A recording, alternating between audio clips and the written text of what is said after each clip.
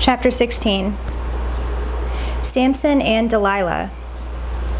Samson went to Gaza, and there he saw a prostitute, and he went into her. The Gazites were told, "Samson has come here." And they surrounded the place and set an ambush for him all night at the gate of the city. They kept quiet all night, saying, "Let us wait till the light of the morning. Then we will kill him."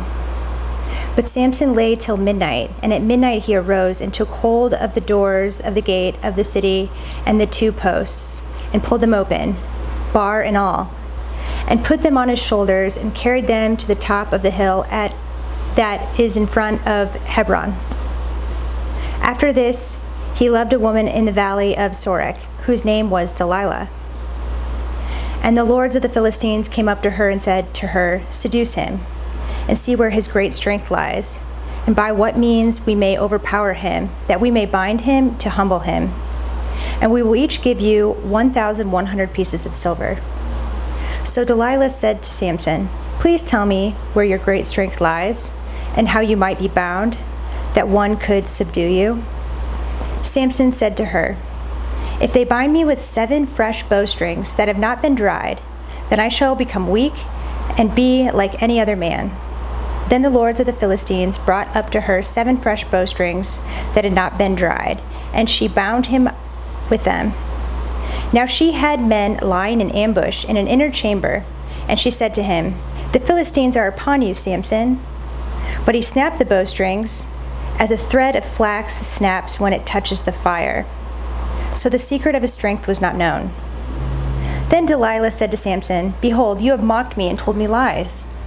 Please, tell me how you might be bound."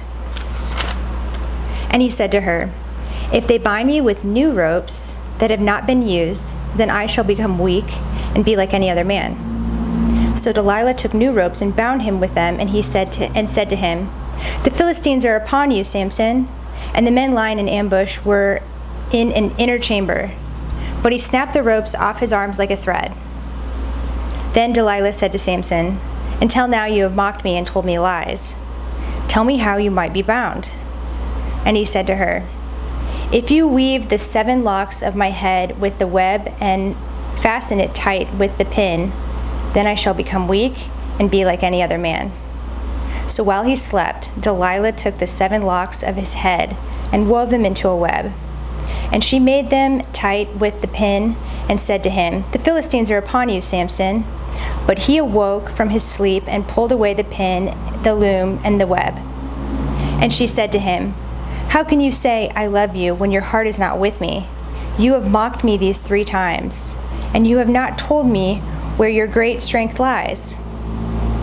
And when she pressed him hard with her words day after day and urged him, his soul was vexed to death. And he told her all his heart, and said to her, "A razor has never come upon my head, for I have been a Nazirite to God from my mother's womb. If my head is shaved, then my strength will leave me, and I shall become weak and be like any other man."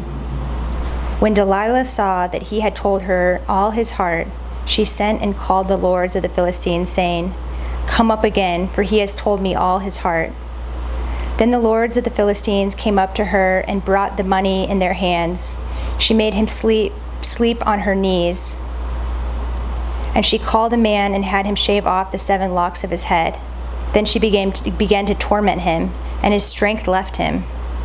And she said, "The Philistines are upon you, Samson." And he awoke from his sleep and said, "I will go out as at other times and shake myself free." But he did not know that the Lord had left him.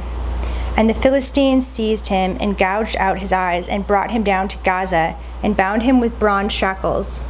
And he ground at the mill in the prison. But the hair on his head began to grow again after it had been shaved. The death of Samson.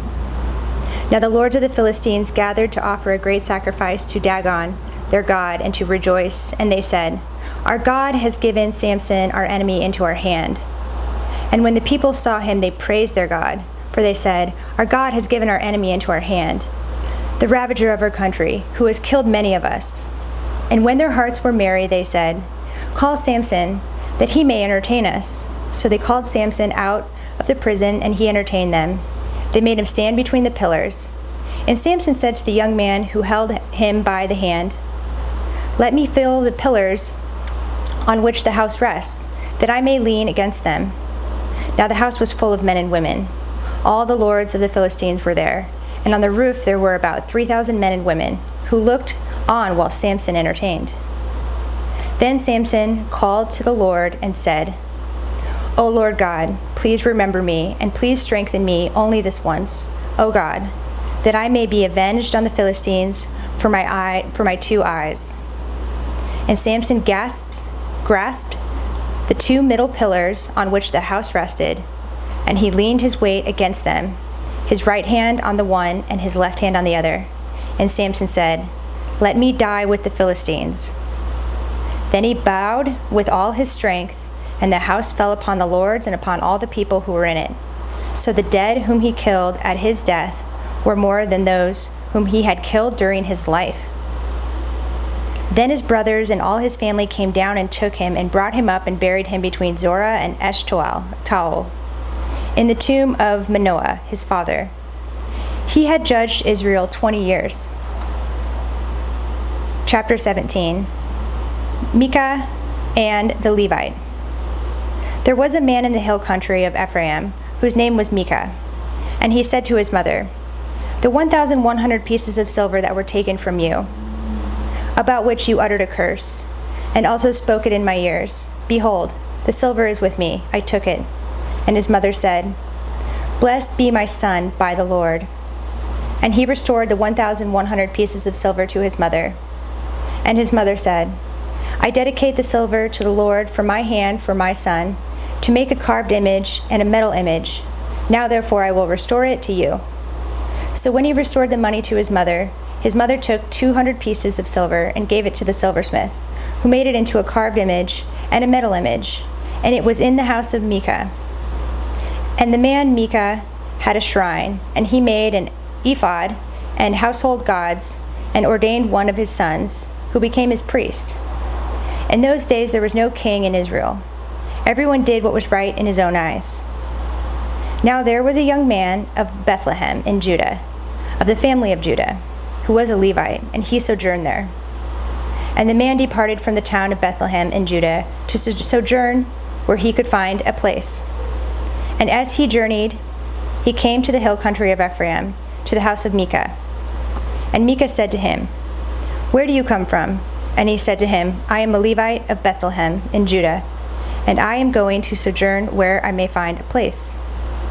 And Micah said to him, "Stay with me, and be to me a father and a priest, and I will give you 10 pieces of silver a year, and a suit of clothes, and your living." And the Levite went in, and the Levite was content to dwell with the man, and the young man became to him like one of his sons. And Micah ordained the Levite, and the young man became his priest, and was in the house of Micah.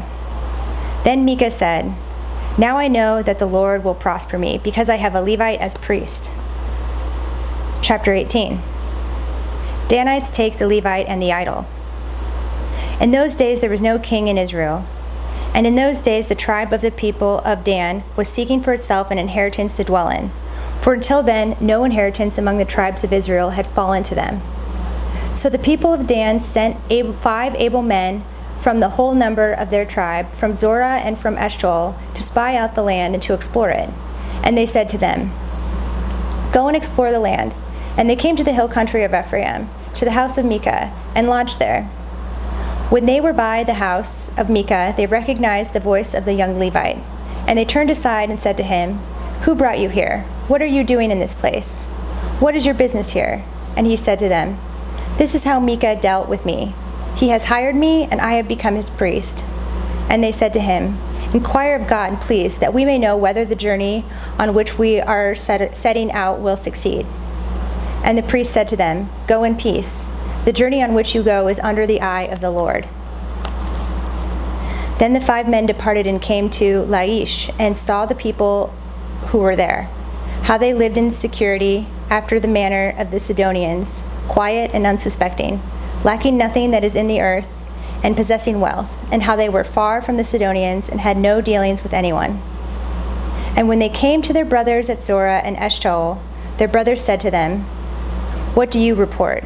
They said, "Arise, let us go up against them, for we have seen the land, and behold, it is very good. And will you do nothing? Do not be slow to go, to enter in and possess the land. As soon as you go, you will come to an unsuspecting people. The land is spacious, for God has given it into your hands, a place where there is no lack of anything that is in the earth." So 600 men of the tribe of Dan, armed with weapons of war, set out from Zorah and Eshtaol, and went up and encamped at Kiriath-Jearim in Judah. On this account, that place is called Mahane Dan to this day. Behold, it is west of Kiriath-Jearim. And they passed on from there to the hill country of Ephraim, and came to the house of Micah.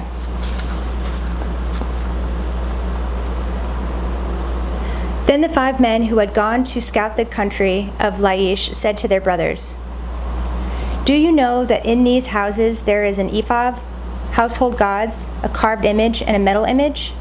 Now therefore consider what you will do."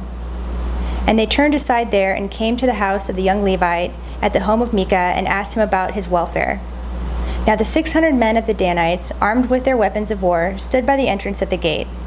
And the 5 men who had gone to scout the land went up and entered, and took the carved image, the ephod, the household gods, and the metal image, while the priest stood by the entrance of the gate with the 600 men, armed with weapons of war.